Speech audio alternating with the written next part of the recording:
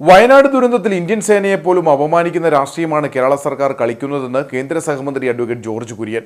കേരളം കണക്ക് നൽകാൻ കാലതാമസം വരുത്തിയതാണ് കേന്ദ്ര സഹായം ലഭിക്കാൻ വൈകിയത്.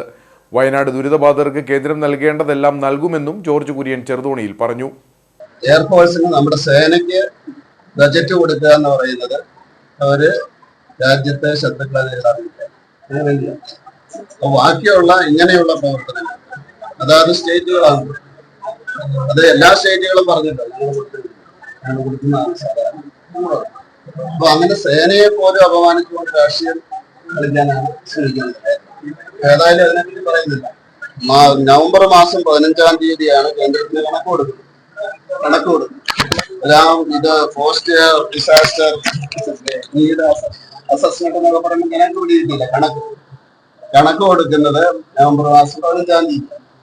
അതിനുശേഷം ഡിസംബർ 1-ന് അപ്പൊ അത് പരിഗണിക്കുന്ന ഡിപ്പാർട്ട്മെന്റിന്റെ റിപ്പോർട്ട് എംപിമാർ അതിവേഗം ഡിസംബർ 1-ന് ചെന്നിട്ട് എംപിമാരെല്ലാം കൂടെ പറഞ്ഞു നിങ്ങൾ പറയുന്ന കണക്കിന്റെ അടിസ്ഥാനത്തിൽ ഏത് കാറ്റഗറിയിലാണോ പെടുത്തേണ്ടത് അത് പിടിച്ചിട്ട് ഏത് കാറ്റഗറിയാണെന്ന് പറഞ്ഞു. അപ്പൊ അത് കഴിഞ്ഞപ്പോഴാണ് ഇപ്പൊ പറയുന്നത് അങ്ങനെ എല്ലാവിധ ആത്മാർത്ഥ ശ്രമങ്ങളും കേന്ദ്ര സർക്കാർ ചെയ്തിട്ടുണ്ട്. ഇന്ന് വരെ ഇന്ത്യ കാണാത്ത രീതിയിൽ നിമിഷം കൊണ്ട് പ്രധാനമന്ത്രി നടപടികൾ സ്വീകരിച്ചു. ഡെയിലി പാലം പണിതു.